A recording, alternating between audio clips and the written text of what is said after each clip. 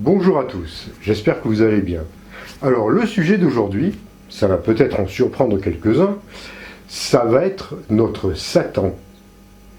Ça va être notre Satan intérieur, notre diable, celui que on a du mal à repousser, celui qui nous sabote tous nos projets, celui qui nous maintient la tête dans la vase, celui qui nous maintient dans le bas astral quelque part, dans toutes les négativités possibles et inimaginables. C'est notre Satan intérieur, notre mental intérieur, inférieur, notre ego. Alors pourquoi le mot de Satan ? Parce que je pense qu'il y a, au point de vue image, je pense que franchement c'est ça. Je pense que réellement l'entité Satan qui a été créée, je pense véritablement quelque part, en tout cas au niveau métaphorique, c'est vraiment celui qui désigne le mieux l'ego. C'est-à-dire celui qui nous pousse dans les tentations les plus basses, c'est celui qui nous détourne de la lumière, celui qui nous induit en erreur, celui qui fait monter la colère, la haine, la jalousie, la passion, tout ce que l'on veut, pour nous détourner de notre chemin intérieur. Et on croit souvent, des fois, par moments, on a l'impression qu'on en est totalement débarrassé de notre diable. Mais il est malin. Il est le malin. Dans le sens où il arrive toujours à trouver la faille, il arrive toujours à vous grignoter pour faire en sorte de reprendre le contrôle. De reprendre le contrôle sur vous, à travers les peurs, les doutes, parce que ce sont ces portes d'entrée, c'est la peur. Hein. Ce sont les peurs, c'est les portes d'entrée qui l'utilise afin de pouvoir revenir et se réinstaller sur son trône dans notre esprit torturé à ce moment-là. Alors peut-être vous n'en apercevez pas, bien souvent parce que on vit tous avec cela en nous. Alors il y a toujours ce discours qui dit oui, mais c'est bien de vivre avec l'ego parce que ça nous permet de grandir, il faut vivre avec, c'est lui qui va nous permettre de cheminer. Ok. Alors, on va un peu réfléchir là-dessus. Effectivement, ce concept, cette notion peut être envisagée quand vous êtes encore à l'état de l'enfance, on va dire, hein. De façon, je vous dis bien, c'est une image. Hein. On peut prendre l'image aussi du petit enfant qui arrive sur Terre, qui a besoin de tomber pour se relever, d'expérimenter, de faire des expériences dualistes pour pouvoir s'apercevoir là où ça fait mal, là où ça fait du bien. Et voilà, c'est par les contrastes et l'expérience. C'est-à-dire que il va suivre toujours, il va faire selon un esprit qui n'est pas maîtrisé, parce qu'il va suivre son ego. C'est-à-dire, voilà, il ne saura pas, par exemple, que manger beaucoup de bonbons, ça va le rendre malade. Mais ça, c'est son ego qui va lui dire « Ouais, c'est super bon, j'en veux encore. » Et qu'est-ce qui va lui arriver ? Il va être malade. Donc, ça va lui permettre, en grandissant, de se dire si je mange encore trop de bonbons, je vais être malade, donc je vais essayer de me réfréner. Ce sont des images. Ok, ça c'est valable pour une humanité qui en est encore à des concepts binaires, manichéens. On vit une époque maintenant où on va passer sur d'autres plans, sur d'autres dimensions, et qui nous demande de quitter justement cet ego. On n'en a plus besoin maintenant. On est censé ne plus en avoir besoin en tout cas. Parce que si vous voulez passer en 5D, ou passer sur un autre plan, la même chose, vous ne passerez pas avec votre ego, ni avec un mental inférieur. Il va falloir vous en libérer totalement, et c'est maintenant. C'est ça, passer de l'enfance à l'âge adulte. Et l'humanité doit passer à l'âge adulte. Donc en fait, vous voyez, cette idée-là qui nous dit, bah oui, c'est bien, l'ego, on vit avec, le mental, on vit avec, ça a été vrai pour les humanités antérieures. Parce qu'elles étaient encore à la préhistoire de l'enfance, hein, je veux dire. Tout simplement. Bon, maintenant, quand même, il serait temps un peu de grandir. Est-ce que vous avez encore besoin d'un compagnon intérieur qui va toujours vous mettre dans des situations les plus catastrophiques quand vous l'écoutez? Parce qu'en fait, c'est vous, hein, l'ego. Hein. Le Satan intérieur, c'est une partie de vous-même. C'est pas quelque chose d'extérieur. Hein. C'est une partie de vous-même qui demande à être empli de lumière pour être tout simplement dissous. Et faire de vous des êtres éveillés.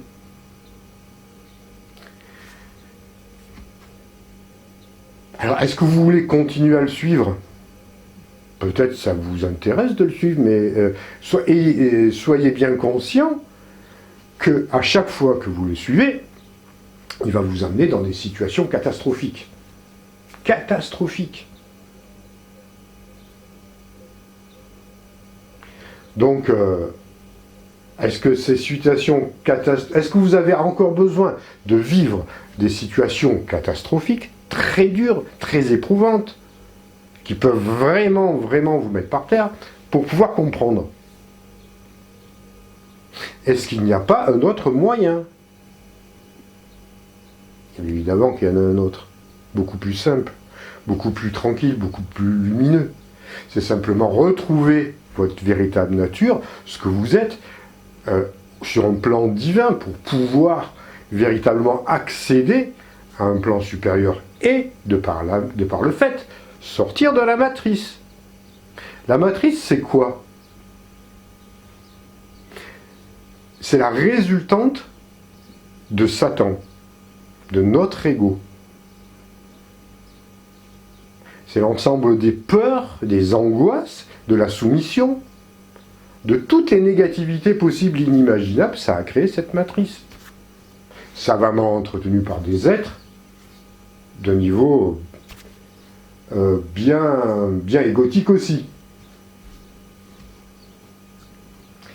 Donc, on dit comment sortir de la matrice? Comment sortir de la matrice? Comment sortez-vous des enfers? Vous voulez sortir des enfers accompagnés de Satan? Vous croyez qu'il va vous... qu'en sortant, vous allez quand même continuer il va continuer à vous accompagner? Vous n'en sortirez jamais dans ces cas-là. C'est sans fin. C'est ce qu'on appelle communément, dans certaines traditions, le samsara. Le samsara, c'est sans fin.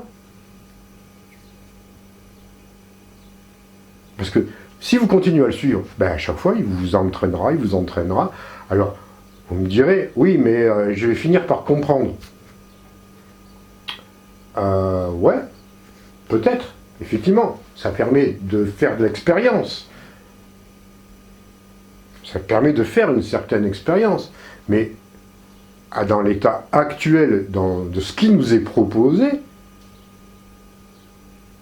quelque part, il n'y a plus le choix.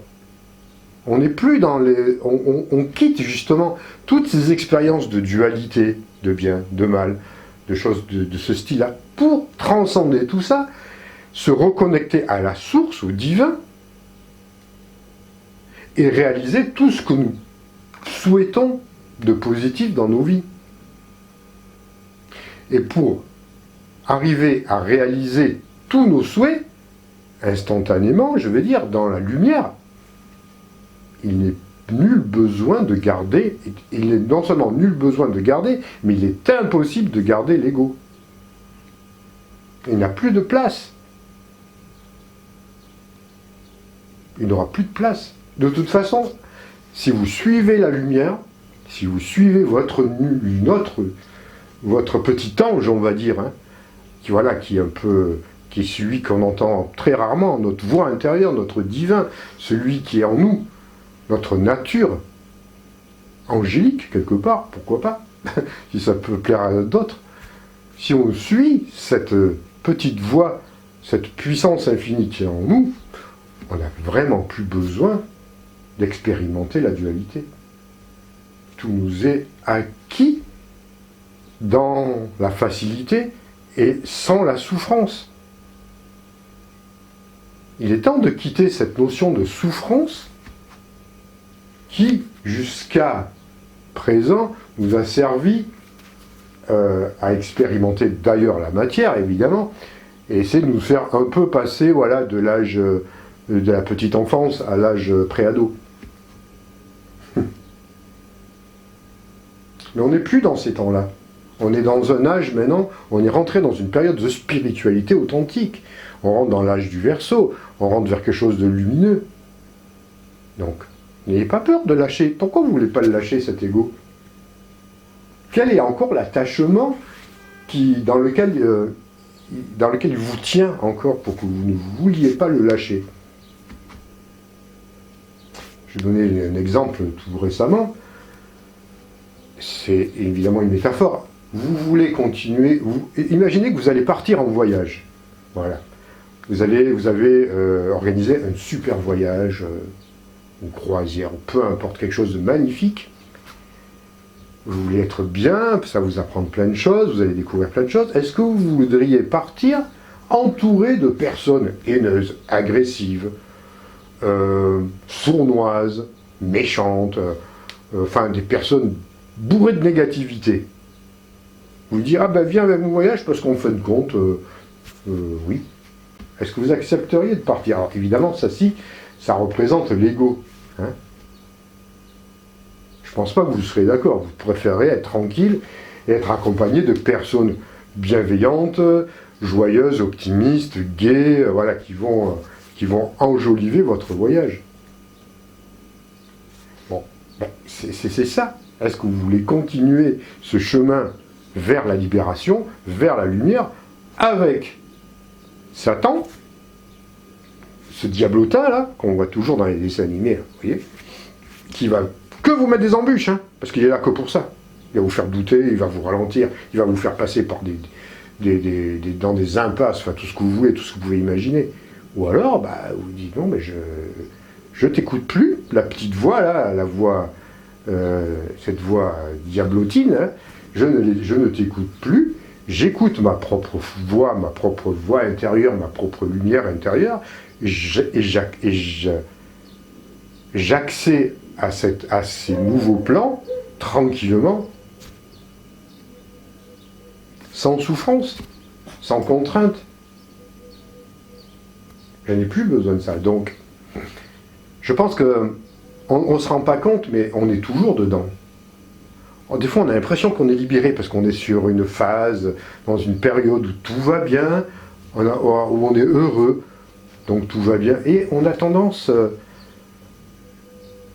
peut-être à ce moment-là, justement, à relâcher notre attention, à être moins vigilant. Parce que ça va être des moments, ce sont des moments éphémères, ce n'est pas un bonheur durable.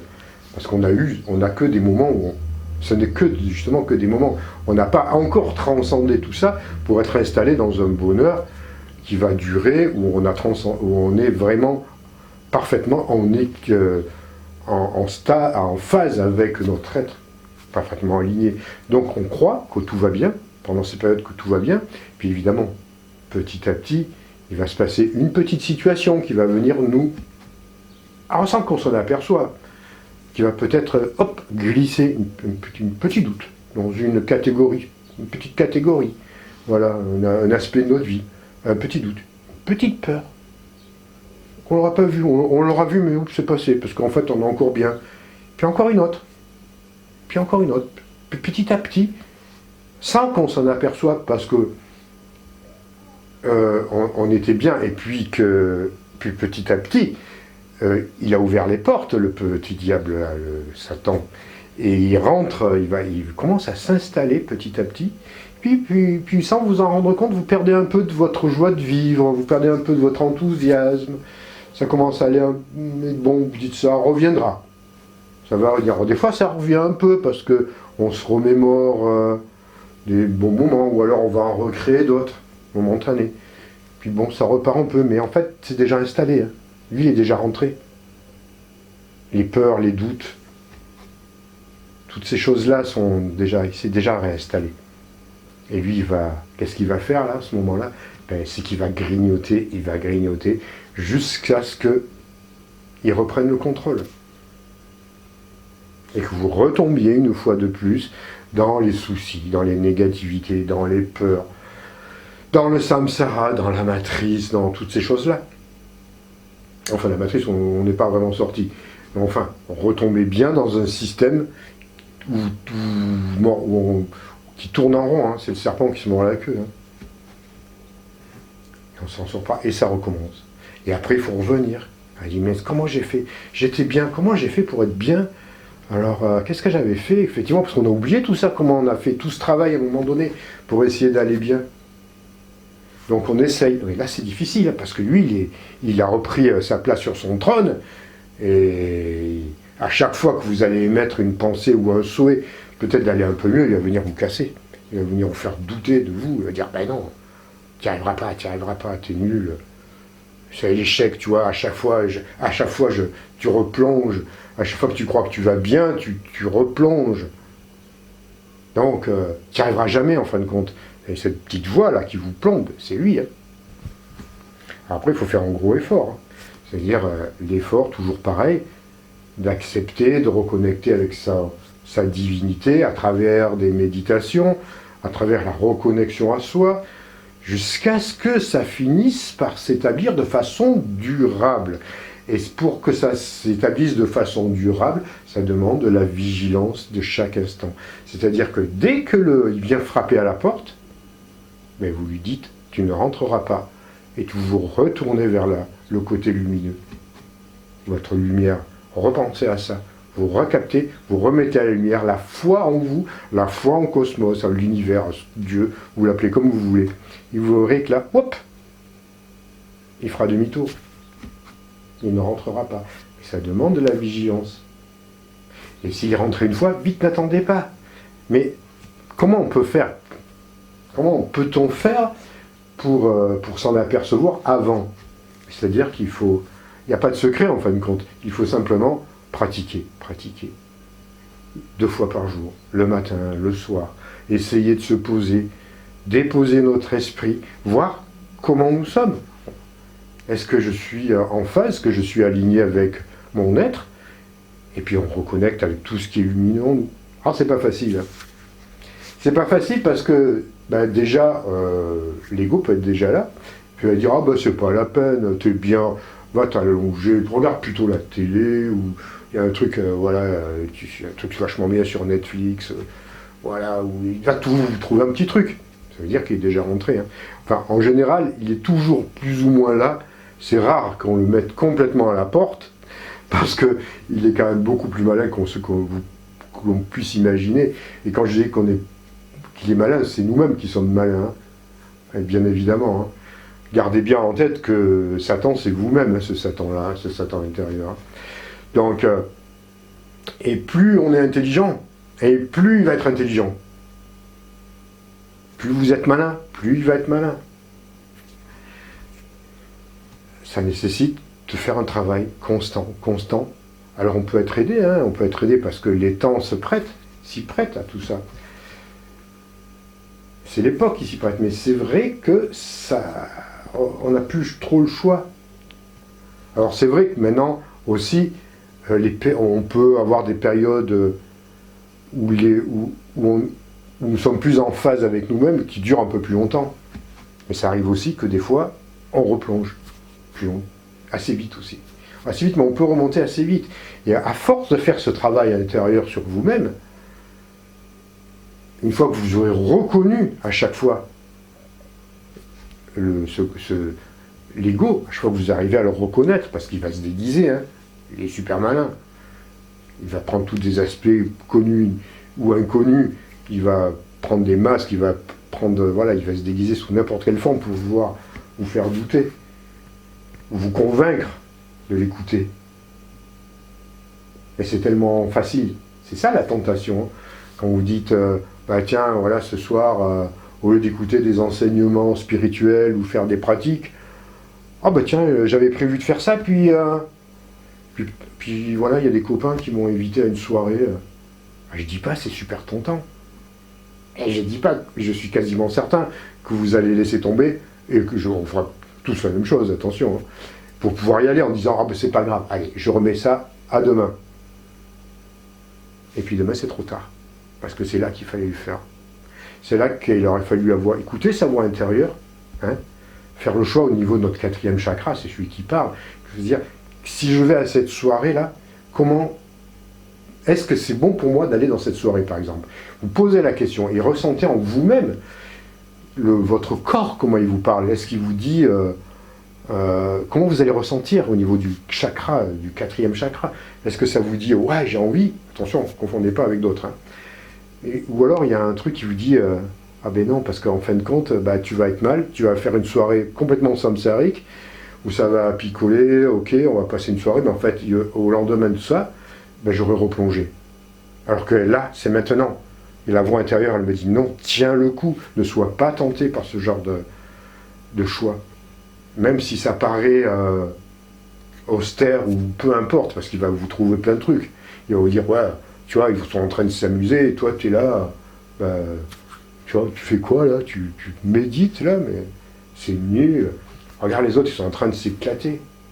Il va vous trouver plein de trucs, évidemment, il va vous tenter. Et c'est là que c'est difficile. C'est là que tout se joue.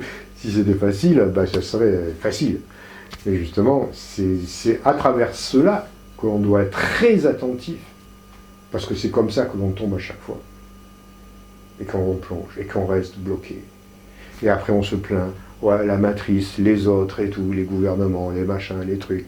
Bon, il y a une partie qui est vraie, attention, mais c'est notre choix. Et j'y arrive plus, j'y arrive pas, et ça recommence. Donc c'est